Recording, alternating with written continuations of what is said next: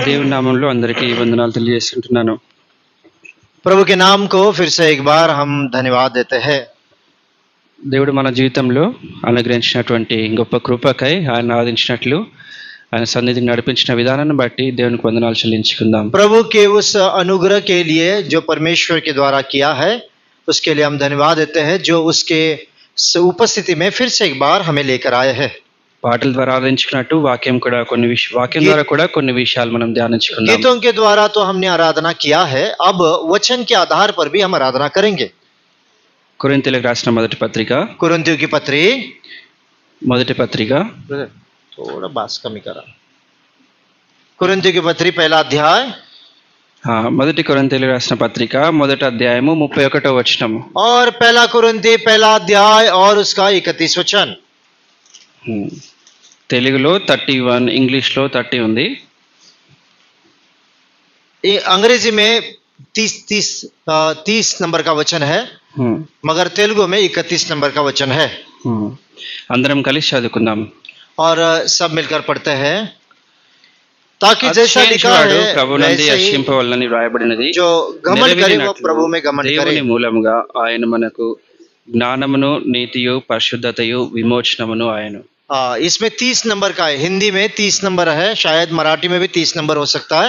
एक बार वापिस मिलकर पढ़ेंगे। परंतु उसी की ओर से तुम मसीह यीशु में हो, जो परमेश्वर की ओर से हमारे लिए ज्ञान ठहरा, अर्थात धर्म और पवित्रता और छुटकारा। ప్రార్థన చేసుకుందాం. प्रार्थना करेंगे। ప్రేమగల తండ్రి, మీకు వందనాలు చెల్లించుకుంటున్నాం. నడిపించడానికి వందనాలు. ఈ విధంగా మీ సన్నిధిలో చేరి మిమ్మల్ని స్తుతించి ఆరాధించి గణపరిచేటువంటి గొప్ప భాగ్యం మాకు అనుగ్రహించినందుకు వందనాలు. చదువుకున్న వాక్య భాగాన్ని మా కొరకు దీవించండి. దాని ద్వారా ప్రభు మా అందరితో మాట్లాడండి. ఈ విధంగా మిమ్మల్ని తెలుసుకున్న వారమై ఆత్మతో సత్యంతో ఆరాధించినట్లు మాకందరికీ సహాయం చేయండి. నన్ను కూడా జ్ఞాపకం చేసుకొని నా మాటలు తలంపులని తీసివేసి పరిశుద్ధాత్మ నడిపింపును అనుగ్రహించండి. మమ్మల్ని అందరినీ మీ కృపాసలకు అప్పగించుకుంటూ యేసుక్రీస్తునామమున ప్రార్థిస్తున్నాం తండ్రి, ఆమేన్.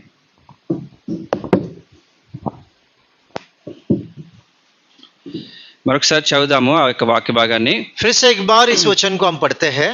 అతిశయించువాడు ప్రభునందు అతిశయింపవలనని రాయబడిన నెరవేరినట్లు దేవుని మూలంగా ఆయన మనకు జ్ఞానము నీతి పరిశుద్ధతయు విమోచనమును ఆయను. परंतु उसी की ओर से तुम मसीह यीशु में हो, जो परमेश्वर की ओर से हमारे लिए ज्ञान ठहरा, अर्थात धर्म और पवित्रता और छुटकारा।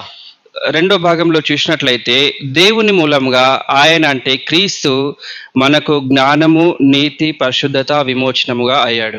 और यहाँ पर 30 वचन में ऐसा लिखा है कि परमेश्वर की ओर से मसीह यीशु में हमारे लिए वो ज्ञान ठहरा, अर्थात धर्म ठहरा, पवित्रता और छुटकारा। దేవుని మూలంగా క్రీస్తు और प्रभु परमेश्वर के द्वारा यीशु मसीह, జ్ఞానము నీతి పరిశుద్ధత విమోచనము। और परमेश्वर के द्वारा यीशु मसीह हमारे लिए क्या है? हमारे लिए ज्ञान है, हमारे लिए धर्म है, हमारे लिए पवित्रता है, हमारे लिए छुटकारा है। ఆ విమోచనం అనే విషయం గురించి మనం ధ్యానించుకుందాం ఈరోజు. अब हम छुटकारे के विषय में हम देखेंगे। దేవుని మూలంగా క్రీస్తు నీకు నాకు విమోచనంగా ఉన్నాడు. परमेश्वर की ओर से यीशु मसीह आपके लिए और मेरे लिए वो विमोचन, वो छुटकारा है। విమోచనం అని అంటే అర్థమైంది తెలుసుకోవాలి మనం. और छुटकारे का मतलब है हमको समझ लेना है। చెప్పగలరు ఎవరైనా? దేవుని మూలంగా క్రీస్తు ఆ విమోచన క్రయదానాన్ని చెల్లించేవాడిగా ఉంటున్నాడు. और परमेश्वर की ओर से यीशु मसीह आपके लिए और मेरे लिए छुटकारा ठहरा है। ఏ విధంగా దేవుని మూలంగా ఏ విధంగా ఇది చేయబడింది, క్రీస్తు ఏ విధంగా ఆ క్రయదానాన్ని చెల్లించాడో విషయాలు మనం ధ్యానించుకుందాం. परमेश्वर के द्वारा यीशु मसीह कैसे हमारे लिए छुटकारा ठहरा वो हम देखते हैं। పేతురు రాసిన మొదటి పత్రిక पहला पत्रस 1వ అధ్యాయము 1 अध्याय 20వ వచనము और उसका 8 वचन 20 वचन। पहला पत्रस 1 अध्याय और 20 वचन। आइए सब मिलकर पढ़ते हैं। 1 पीटर चैप्टर 1 वर्सेस 20। उसका ज्ञान तो जगत की उत्पत्ति से पहले ही से जाना गया था, पर अब इस अंतिम युग में तुम्हारे लिए प्रकट हुआ।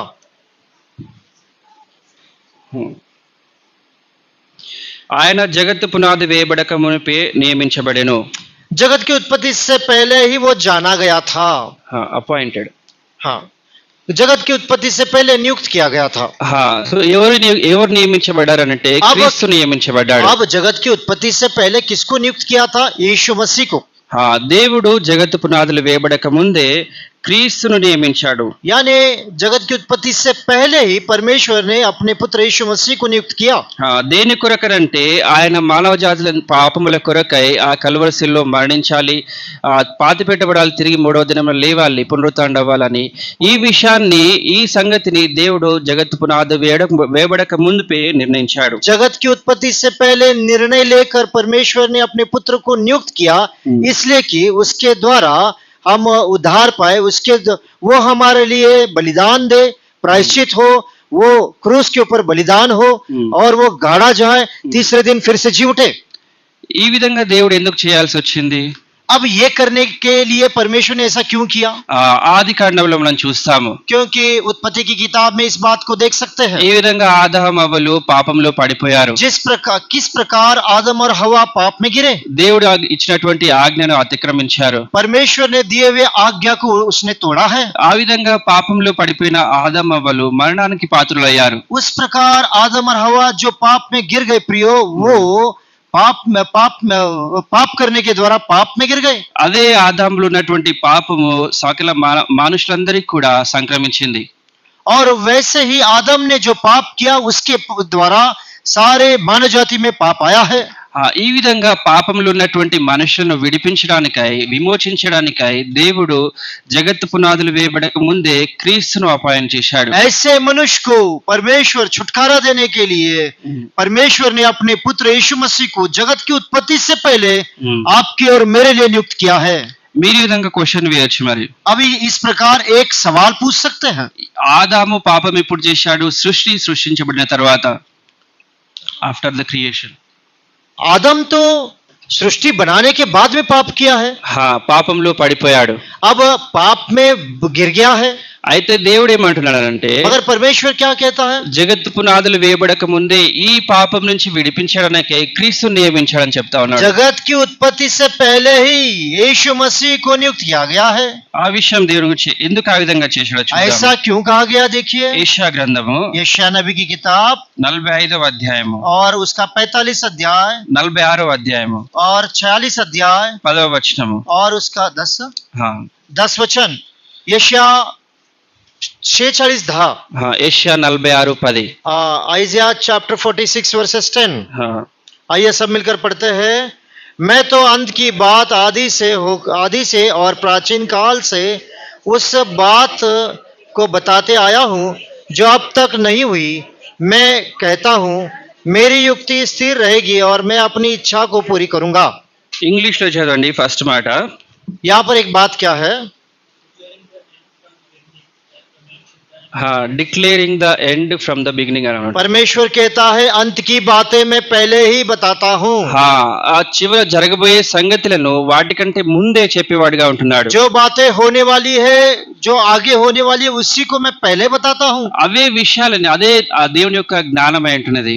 इसी को परमेश्वर का ज्ञान बोल सकते हैं। దేవుని యొక్క ఈ అనంతమైన జ్ఞానంలో జరగబోయే వాటిని ఆయన ముందుగా ఎరిగిన వాడై నీ పాపంలో కొరకై, నా పాపంలో కొరకై క్రీస్తును జగత్తు పునాది కంటే ముందే నియమించాడు. परमेश्वर के ज्ञान के द्वारा जो होने वाली बातें, आने वाले युगों में जो होने वाली बातें थी, जो उन बातों के लिए परमेश्वर ने अपने पुत्र यीशु मसीह को जगत की उत्पत्ति से पहले ही नियुक्त किया। ఈ విధంగా క్రీస్తును నియమించడం మాత్రమే కాదు గాని केवल प्रभु यीशु मसीह को इस प्रकार नियुक्त किया, इतना ही नहीं। ప్రకటన గ్రంథము प्रकाशित वाक्य 13వ అధ్యాయము 13 अध्याय 8వ వచనము और उसका 8 वचन। ప్రకటన గ్రంథము 13వ అధ్యాయం 8వ వచనము. प्रकाशित वाक्य 13 अध्याय 8 वचन। प्रगटीकरण 13 अध्याय 8 वचन। చదువుకుందాం. आइए मिलकर पढ़ते हैं।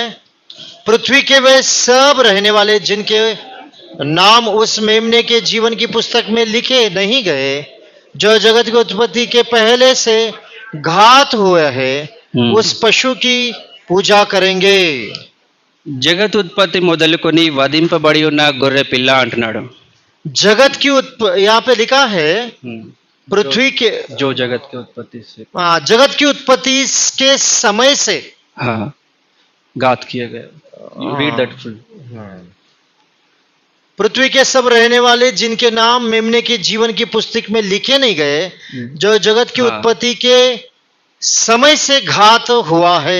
గొర్రె పిల్ల గురించి రాయబడింది ఇక్కడ. यहाँ पर एक मेमने के बारे में लिखा है। అది జగత్ ఉత్పత్తి మొదలుకొని అంటే ఆ జగత్- సమయంలో వధింపబడిన గొర్రె పిల్ల అంటున్నాడు. जगत की उत्पत्ति से पहले वध किया हुआ मेमने के बारे में लिखा है। ఆ గొర్రె పిల్ల యేసుక్రీస్తు ప్రభువై అంటున్నాడు. अब ये मेमना कौन है? ये यीशु मसीह है। ఈ విధంగా దేవుడు క్రీస్తును ఆ జగతుత్పత్తి కంటే ముందుగానే నియమించడం మాత్రమే కాదు కానీ ఆ క్రీస్తు గొర్రె పిల్లగా వధింపబడి ఉన్నాడు.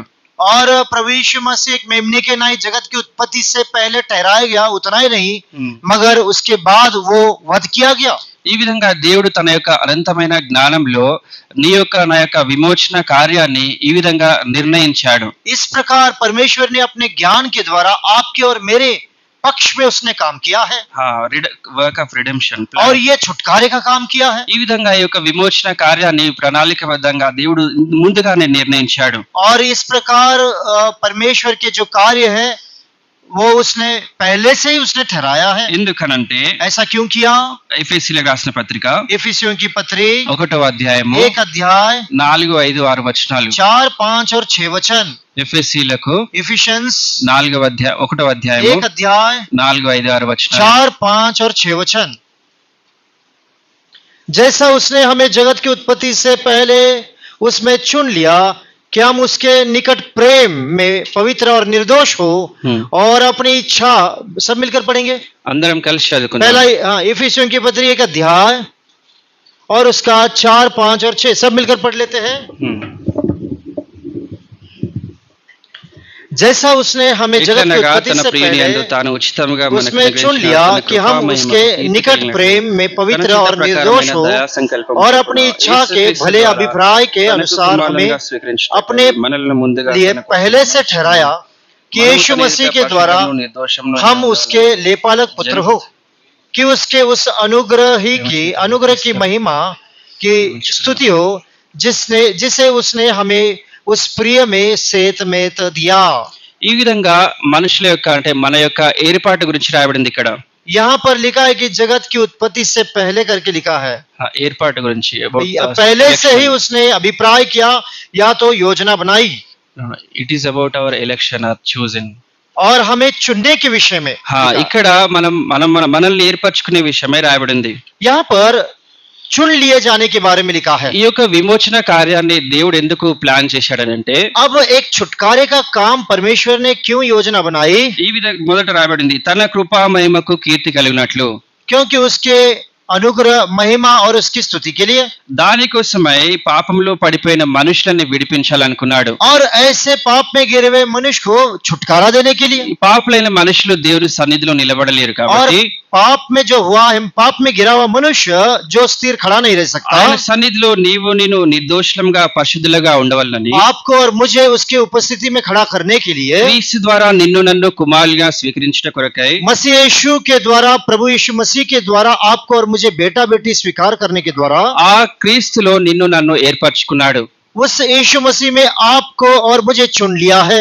ఇవన్నీ కూడా ఆయన తన యొక్క అనంత జ్ఞానంలో జగత్తు పునాదులు వేయడం కంటే ముందే చేశాడు. ये सारे अपने ज्ञान के द्वारा जगत की उत्पत्ति से पहले जो होने वाली बातें उससे पहले उसने किया है। ఈ విధంగా దేవుడు నీ విషయంలో నా విషయంలో తన యొక్క విమోచన కార్యాన్ని ఈ విధంగా ప్లాన్ చేశాడు. इस प्रकार आपके और मेरे विषय में परमेश्वर ने छुटकारे के विषय में योजनाएं बनाई। ఏం చేశాడో చూద్దాము. क्या किया है देखिए। క్రీస్తు నియమించాడు, मसीह को नियुक्त किया ఆ గొర్రె పిల్ల అయిన క్రీస్తును और వధింపబడ్డాడు. उस मेमना यीशु मसीह को उसको वध किया गया। ఆ క్రీస్తులో నిన్ను నన్ను ఏర్పరచుకున్నాడు. और उसी यीशु मसीह में आपको और मुझे चुन लिया। ఆ క్రీస్తులో నిన్ను నన్ను కుమారులుగా స్వీకరించాడు. उसी यीशु मसीह में आपको और मुझे बेटा बेटी बोलकर स्वीकार किया। ఆ క్రీస్తు ద్వారా నీవు నేను ఆయన ఎదుట నిర్దోషులంగా పరిశుద్ధులంగా నిలబడాలి. उसी यीशु मसीह के द्वारा वो हमें निर्दोष खड़ा कर देता है। ఈ విధంగా తన యొక్క మహిమకు కృపా మహిమకు కీర్తి కలిగినట్లుగా చేశాడు. इस प्रकार उसकी अनुग्रह महिमा के साथ हमें खड़ा करता है। దేవుని యొక్క విమోచన కార్యం ఈ విధంగా ఉంటున్నది. परमेश्वर के छुटकारे के काम इस प्रकार के है। మొదట చదువుకున్నటువంటి వాక్యం భాగం చూసినట్లయితే पहले बात को जो हमने पढ़ा है 1 కొరింథీ 1:31 पहला कुरिन्थी 1:30 దేవుని మూలంగా క్రీస్తు నీ కొరకై నా కొరకై విమోచనముగా అయ్యాడు. परमेश्वर की ओर से यीशु मसीह के द्वारा परमेश्वर की ओर से यीशु मसीह आपके और मेरे लिए छुटकारा है। దేవుడి విధంగా ప్లాన్ చేసిన దాన్ని परमेश्वर ने किस प्रकार हमारे लिए योजना बनाई, క్రీస్తు ఏ విధంగా ఇంప్లిమెంట్ చేశాడో చూద్దాం. और वही जो योजना परमेश्वर ने बनाई उसको यीशु मसीह ने पूरा किया। యేసు ప్రభు ఏమన్నాడు अब प्रभु यीशु मसीह ने कहा తన గురించి? वो अपने विषय में क्या कहा? మార్క్స్ వార్త मरकुस की किताब 10వ అధ్యాయము और 10 अध्याय 45వ వచనము. और उसका 45 वचन। मार्क वर्तमान 10 अध्याय 45 वचन। మార్క్స్ వార్త 10వ అధ్యాయం 45వ వచనం చదువుకుందాం. मार्क वर्तमान 10 अध्याय और 45 वचन। सब मिलकर पढ़ेंगे। क्योंकि मनुष्य का पुत्र इसलिए नहीं आया कि उसकी सेवा की जाए, पर इसलिए आया कि सेवा टहल करे और बहुतों की छुड़ौती के लिए अपना प्राण दे। యేసు ప్రభు తన గురించి తాను చెప్తున్నాడు. प्रभु यीशु मसीह अपने विषय में अपने बारे में बोल रहा है। నేను ఈ లోకానికి ఎందుకు వచ్చానంటే मैं इस संसार में इसलिए आया हूँ कि నాకు సేవ చేయించుకోవడం కాదు గాని मेरी कोई सेवा करे इसलिए नहीं आया हूँ। ఆ పరిచారం చేయటానికి లేదా అనేకులకు ప్రతిగా వారి పాపములకి ప్రతిగా విమోచన క్రయదనగా నన్ను నేను అర్పించుకోవడానికే వచ్చాను. वो कहता है कि मैं सेवा करवाने के लिए नहीं, सेवा करने के लिए और बहुतों के प्राणों की छुड़ौती का दाम देने के लिए आया हूँ। అదే విషయాన్ని తీతుకు రాస్తూ పౌలు ఏమంటాడు చూడండి. उसी रीति से तीतुस की पत्री में पौलुस क्या कहता है देखिए। 2వ అధ్యాయము तीतुस की पत्री 2 अध्याय 14వ వచనము. तीतुस की पत्री 2 अध्याय और 14 वचन। तीतुस की पत्री 2 अध्याय 14 वचन। आइए मिलकर पढ़ते हैं। जिसने अपने आप को हमारे लिए दे दिया कि हमारे हर एक प्रकार के अधर्म से छुड़ा ले और शुद्ध करके अपने लिए एक ऐसी जाति बना ले जो भले भले काम में सरगर्म हो। తన్ను తానే మన కొరకు అర్పించుకొనే మాట ఉంది అక్కడ. उसने लिखा है कि उसने अपने आप को हमारे लिए दे दिया। దేని కొరకనంటే वो किस लिए दिया है? సమస్తమైన దుర్నీతి నుంచి, हमारे हर प्रकार के अधर्म से, సమస్తమైన పాపం నుంచి, हर प्रकार के पाप से మనల్ని విమోచించేవాడిగా చేయాలనుకున్నాడు. हमें छुड़ा लेने के लिए, విమోచించి తన కొరకై పరిశుద్ధులుగా చేయాలనుకున్నాడు. छुड़ाने के बाद वह अपने लिए हमको शुद्ध करता है। దీని కొరకై తన్ను తాను ఆ శిలువలో అర్పించుకున్నాడు. इसीलिए ये शुद्धता की काम, ये इस छुटकारे के और शुद्धता के काम करने के लिए क्रूस पर अपने आप को अर्पण किया। ఎఫెసీయులకు రాసిన పత్రిక एफेसियों की पत्री 1వ అధ్యాయము 1 अध्याय 7వ వచనము और 7 वचन। एफेसियों की पत्री 1 अध्याय 7 वचन मिलकर पढ़ते हैं। हमको उसमें उसके लहू के द्वारा छुटकारा अर्थात अपराधों की क्षमा उसके उस अनुग्रह के धन के अनुसार मिला है। యేసు ప్రభు నీ కొరకై నా కొరకై తను తాను కల్వరిలో అర్పించుకున్నాడు. प्रभु यीशु मसीह आपके और मेरे लिए खुद अपना उस क्रूस के ऊपर प्राण बलिदान दिया। ఆయన ఆ శిలువలో కార్చినటువంటి ఆ రక్తం ద్వారా మనకి విమోచన కలుగుతుంది. और वो अपने क्रूस के उस लहू के द्वारा उसने हमें छुटकारा दिया है। పాప క్షమాపణ కలుగుతుంది. पापों की क्षमा उसने हमें दी है। ఈ విధంగా దేవుడు చేసినటువంటి ప్రణాళికను యేసుక్రీస్తు ప్రభువారు ఈ భూలోకంలో ఇంప్లిమెంట్ చేస్తూ వచ్చాడు. इस प्रकार परमेश्वर की योजना है प्रभु यीशु मसीह ने इस प्रकार इस पृथ्वी के ऊपर पूरा किया। దేవుని మూలంగా క్రీస్తు నీ కొరకై నా కొరకై విమోచనంగా ఉంటున్నాడు. इसीलिए परमेश्वर की ओर से यीशु मसीह आपके लिए मेरे लिए वो छुटकारा है। ఇంత మాత్రమే కాదు కానీ इतना ही नहीं प्रियो, అదే ఎఫెసీయులకు రాసిన పత్రిక एफेसियों की पत्री 1వ అధ్యాయము 1 अध्याय 13-14 వచనాలు 13 और 14 वचन చదువుకుందాం. आइए पढ़ते हैं।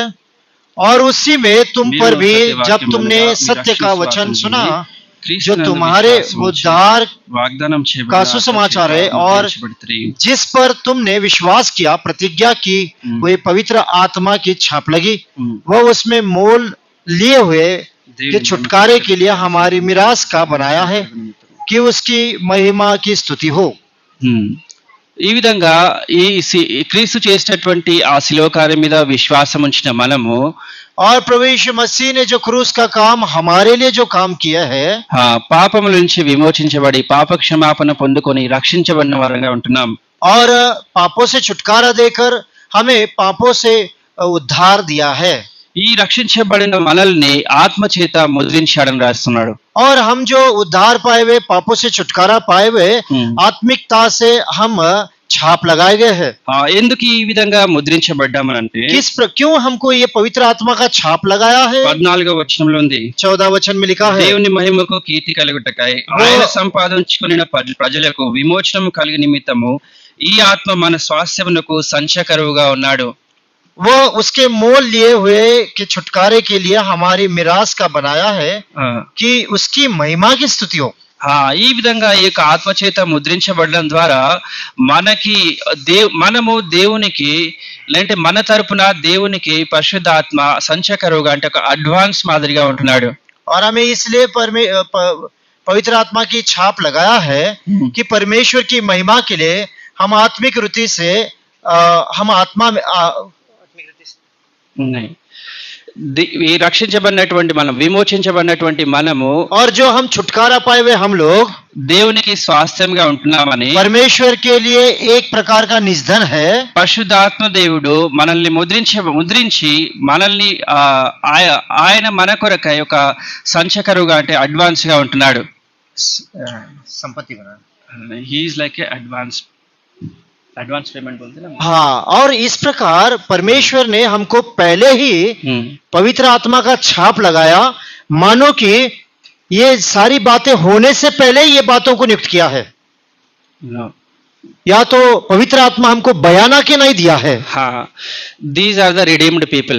यही पवित्र आत्मा जो छुटकारा पाए हुए लोग हैं जिनको पवित्र आत्मा का छाप लगाया है उसका मतलब है ये छुटकारा पाए हुए लोग हैं। हाँ, they are the redeemed people. For them, like I am advanced to you, like I am confirming them. और इसके द्वारा प्रभु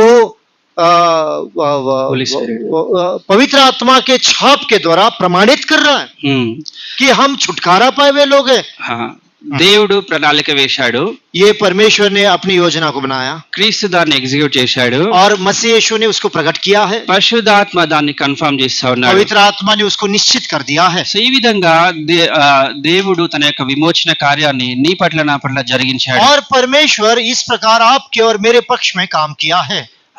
మొదటి చదువుకున్నటువంటి మాటను జ్ఞాపకం చేసుకుందాం। पहली बात को जो हमने सुना है उसको याद करें, చదువుకుందాం దాన్ని। वापिस पढ़ता है కొరింథీయులకు రాసిన మొదటి పత్రిక पहला कुरिन्ती 1వ అధ్యాయము 1 अध्याय 31వ వచనము और उसका 31 वचन।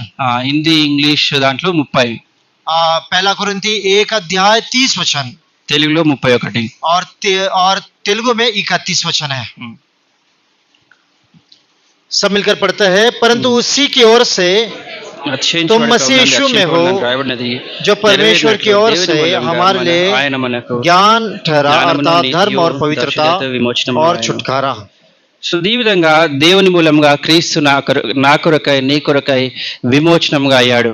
इस प्रकार परमेश्वर की ओर से परमेश्वर के द्वारा हम छुटकारा प्राप्त किए हैं। దేవుడు తన యొక్క అనంతమైన జ్ఞానంలో ఏ విధంగా క్రీస్తుని నియమించాడో చూశాం। परमेश्वर अपने अनंत ज्ञान को यीशु मसीह के द्वारा कैसे प्रकट किया, ఏ విధంగా ఆ యొక్క గొర్రెపిల్ల వధింపబడిందో చూశాం। किस प्रकार उस मेमने के नाई वो वध किया गया, ఏ విధంగా ఆ క్రీస్తులో నిన్ను నన్ను ఏర్పరచుకున్నాడో చూశాం। किस प्रकार प्रभु यीशु मसीह को आपके और मेरे लिए भेजा गया। ఈ దేవుడు చేసినటువంటి ఈ ప్రణాళికను క్రీస్తు కూడా దాన్ని జరిగిస్తూ వచ్చాడు। और परमेश्वर की इस योजना के लिए यीशु मसीह भी स्वयं इस संसार में आए। నిన్ను నన్ను విడిపించడానికై నిన్ను నన్ను స్వతంత్రులుగా చేయడానికై ఆ విమోచన క్రయధనంగా తన ప్రాణాన్ని ఆ శిలువలో అర్పించాడు। और आपको और मुझे छुटकारा देने के लिए यीशु मसीह संसार में आकर हमारे छुटकारे के लिए वो दाम दिया है। శిలువలో ప్రాణం అర్పించి తన యొక్క రక్తాన్ని చిందించాడు। क्रूस के ऊपर अपना प्राण देकर अपना लहू बहाया। ఆయన చిందించిన రక్తం రక్తంలో మనకి విమోచన और కలుగుతుంది. उसके बहाए हुए लहू के द्वारा हमें पापों हमें छुटकारा है। మూడవదిగా ఆయన యందు విశ్వాసం ఉంచిన మనము ఆ పరిశుద్ధాత్మ ద్వారా ముద్రించబడ్డాం. और हम जो उसके ऊपर विश्वास करने वाले हमको पवित्र आत्मा की छाप दी गई है। ఈ విధంగా మనము దేవునికి ఒక స్వాస్థ్యముగా ఒక సంచకరుగా ఉంటా ఉన్నాం. और इस प्रकार हम परमेश्वर के एक प्रकार के निजधन मिरास बन गए हैं। ఈ యొక్క మూడు విషయాలను బట్టి మనం దేవుణ్ణి ఆరాధించుకుందాం. 3 बातों के कारण हम प्रभु की आराधना करेंगे। దేవుని యొక్క ప్రణాళిక, परमेश्वर की योजना, క్రీస్తు ఏ విధంగా దాన్ని జరిగించాడు, मसीह यीशु के काम తర్వాత పరిశుద్ధాత్మ ఏ విధంగా దాన్ని కన్ఫర్మ్ చేస్తా और ఉన్నాడు. पवित्र आत्मा की छाप। ఈ మూడు విషయాల్ని జ్ఞాపకం చేసుకుంటూ इन 3 बातों को याद करते हुए దేవుని యొక్క ప్రణాళికను బట్టి, క్రీస్తు చేసిన పనిని బట్టి, క్రీస్తు నీకు నాకు విమోచనంగా ఉన్నాడు, దాన్ని బట్టి మనం దేవుని ఆరాధించుకుందాం. परमेश्वर की उस योजनाओं को याद करते हुए परमेश्वर के द्वारा यीशु मसीह आपके लिए और मेरे लिए जो छुटकारा ठहरा उसकी स्तुति करें।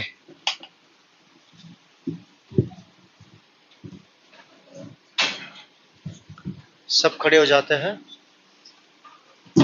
जूलियन।